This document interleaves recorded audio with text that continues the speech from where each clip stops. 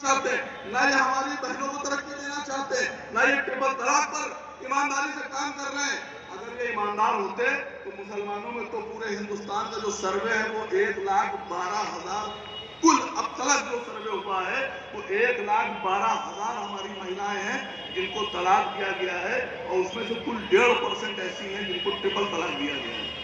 1,12,000।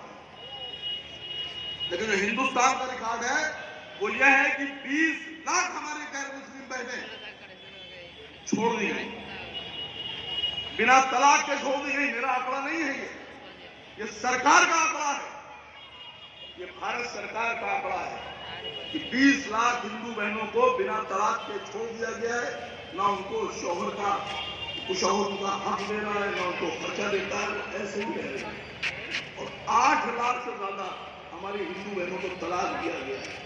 अब अंदाजा लगाइए कितने ईमानदार हैं। 28 लाख हिंदू बहनों की लड़ाई छोड़कर वो 1,500-2,000 मुस्लिम बहनों की लड़ाई लड़ रहे हैं, कितने सच्चे हैं।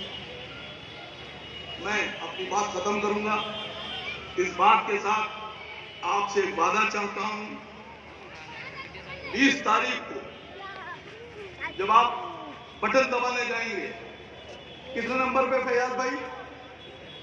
5 नंबर के बटन के सामने मजलिस-ए इत्तेहादुल मुस्लिमीन का चुनाव निशान पतंग, उसको दबाना है और इस यकीन के साथ दबाना है कि फैयाज साहब जीतने के बाद भारतीय जनता पार्टी का कभी समर्थन नहीं करेंगे, साथ नहीं जाएंगे, विरोध में रहेंगे।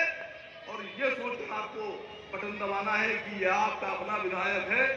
उद्धव की गारंटी नहीं है, कोई गारंटी नहीं उद्धव की, कोई गारंटी नहीं है शरद पवार की, कोई गारंटी नहीं है कांग्रेस के विधायकों की। कब छोड़कर चले जाएं और आप मुंह देखते रह जाएं। इसलिए अपनी टीम का कैप्टन खुद बनाइए। आपकी टीम आपके कैप्टन के साथ जब रहेगी तो कैप्टन भी मजबूत रहेगा, टीम भी मजबूत रहेगी, बैटिंग भी मजबूत होगी, बॉलिंग भी मजबूत होगी। और इंशाअल्लाह ये जो लेटर लिखने वाले जो लोग हैं ना मुसलमानों की तरफ से, आरक्षण दो, भीख में आरक्षण नहीं मिलता है, कोई चीज भीख में नहीं मिलती है। आरक्षण लेने के लिए लड़ना पड़ता है, आरक्षण लेने के लिए आपको एकजुट होना पड़ेगा।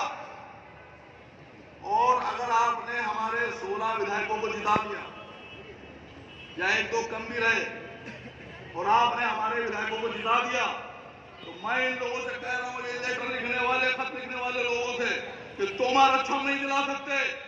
आरक्षण दिलाएंगे असद साहब और असद साहब के विधायक और आपका वोट। इसलिए आप हाथ उठाकर यह वादा कीजिए कि 20 तारीख को किसको वोट देंगे। आवाज नहीं आई? 20 तारीख को किसको वोट देंगे? 20 तारीख को किसको वोट देंगे? आपका नेता मजबूत होगा तो आप मजबूत होंगे। असद ओवैसी, आवाज नहीं आई? असद ओवैसी, अकबर ओवैसी, मजलिस-ए इत्तेहादुल मुस्लिमीन। खुदा। तमाम मुकर्ररीन हैं, हम इनकी बात सुनेंगे और मुल्क के कोने कोने तक इनका फैज़ पहुंचाएंगे। तो मेरा शेर यूं है कि अपने शागिर्द को मंजिल का पता देते हैं, अपने शागिर्द को मंजिल का पता देते हैं, ऐसा दिल भी खुदा सबको कहाँ देते हैं। जानता खूब है ये बात ज़माना सारा, जानता खूब है ये बात ज़माना सारा, ये अवेसी हैं जो पत्थर को दबा देते हैं। आप आए तो बहारों ने लुटाई खुशबू, आप आए तो बहारों ने लुटाई खुशबू, फूल तो फूल से कांटों से भी आई खुशबू। मैं अपने बाइकल्ला असेंबली के बारे में सिर्फ 2 अल्फाज कहना चाहता हूं कि 2 महीना पहले से एक पुरजोर नारा था, हर गली गली में एक प्रोग्राम मुनक़द किया गया था कि हमारी लीडरशिप के अंदर विधानसभा लोकसभा के इलेक्शन में हमने दिल्ली की सरकारों को बचाने के लिए, ये सेक्युलरिज्म को जिंदा करने के लिए हमने महाविकास आघाड़ी को वोट दिया था। अब वक्त था कि 47% की आबादी में हिंदुस्तान के कॉन्स्टिट्यूशन को जिंदा रखने के लिए भाई अल्लाह के उम्मीदवार हम सबकी आवाज फैयाज अहमद, भाई फैयाज अहमद से गुजारिश करूंगा कि वो आए और हम सबको शुक्रिया का मौका दे, हम सबको आगे ले जाने का मौका दे। जनाब फैयाज अहमद।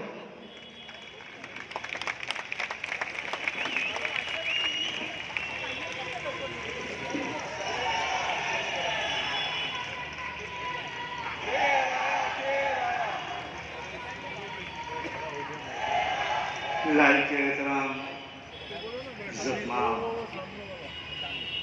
जमाम पार्टी के ऑल इंडिया जनाब असदुल साहब, हमारे दोस्त वसीम बुखार साहब, अहमद वाला साहब और हमारी बदौलत, मदनपुरा की बदौलत लिंपे जी अपनी सीट जीते। हमने सारी बातें भूल गए। सीने पे पत्थर रखा हमने, क्योंकि आप वही शख्स हो जिसके आका ने कहा बाबरी मस्जिद हमने गिराई, मुझे गर्व है। औरंगाबाद का नाम आपने बदला संभाजी नगर। संभाजी के नाम की कोई गुरेज नहीं, लेकिन जब कोई शहर बसता है तो बसाने वाले का नाम होता है। आप बनाओ दूसरा शहर, उसको नाम दो, जो चाहे नाम दो। तुमने नाम बदल के तारीख में इंटरफेयर किया है, और अल्लाह न करे तारीख पलटेगी, तुम्हारा नाम पड़ जाए। तो मेरे अजीज दोस्तों साथियों, अभी कुछ दिन पहले वो नाटा, क्या नाम उसका, नीतीश राणा, नीतीश राणा, मैं कुछ बोलता नहीं, मैं करने पे यकीन रखता हूं। हुक्मरानों के पास कि मैंने कहा कि आप हमने एमपी दिया, आप हमको लेने दो, ताकि मुसलमान और हिंदू का जो कॉम्बिनेशन है वो परफेक्ट हो जाए। आज हमको लाने की बात करते हैं। अगर सेना को जीत मिली, कांग्रेस जीत मिली, और किसी मुसलमान को आप क्या करते और उसको हिंदू वोट देता है, तो अखबारों की सुर्खियों में आता है कि हिंदू भाइयों ने एक मुसलमान आदमी को उम्मीदवार बनाया और उसको जिताया।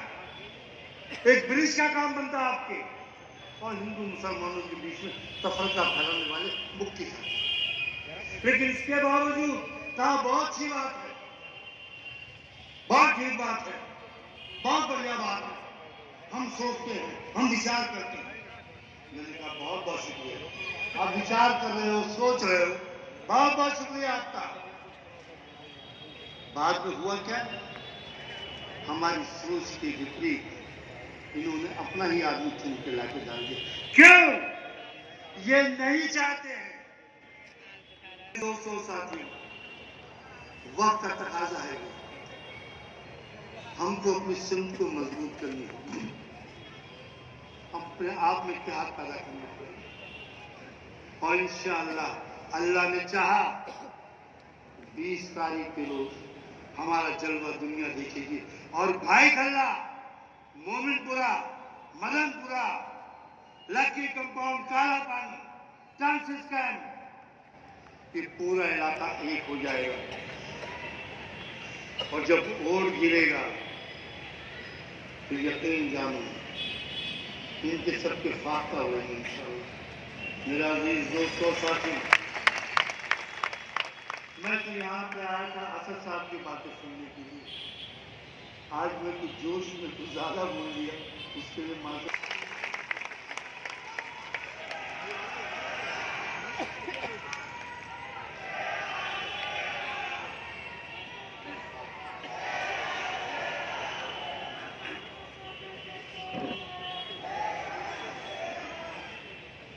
बहुत बहुत शुक्रिया फैयाज अहमद साहब। अब इसके बाद मैं अहमद बलाला साहब, मलकपेट तेलंगाना के एमएलए, उनसे गुजारिश करूंगा कि वह आए और अपनी बातें हम सबके सामने रखें। जनाब बलाला साहब। अस्सलाम वालेकुम वरहमतुल्लाहि वबरकातुहू। नशीन भी तशरीफ फरमा, अजीज इज्जत माँ अलहाज